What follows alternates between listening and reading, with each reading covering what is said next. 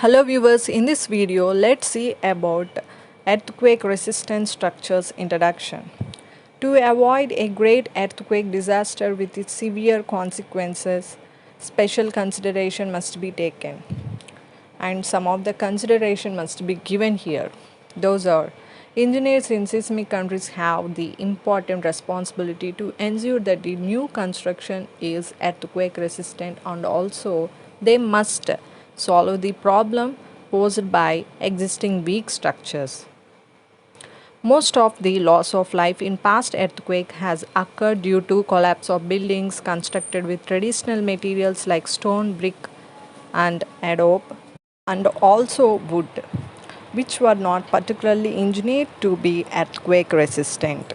In view of the continued use of such buildings, it is essential to introduce earthquake resistant features in their construction. The design of new building to withstand ground shaking is prime responsibility of engineers, and much progress has been made during the past 40 years. Many advances have Many advances have been made, such as the design of ductile reinforced concrete members, methods of base isolation, and methods of increasing the damping in structures are now being utilized for important buildings, both new and existing. Improvements in seismic design are continuing to be made, such as permitting safe inelastic deformations in the event of very strong and ground shaking.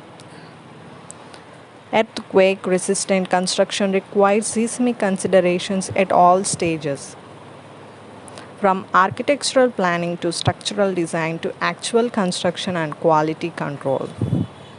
Problems pertaining to earthquake engineering in a seismic country cannot be solved in a short time. So, engineers must be prepared to continue working to improve public safety during earthquake.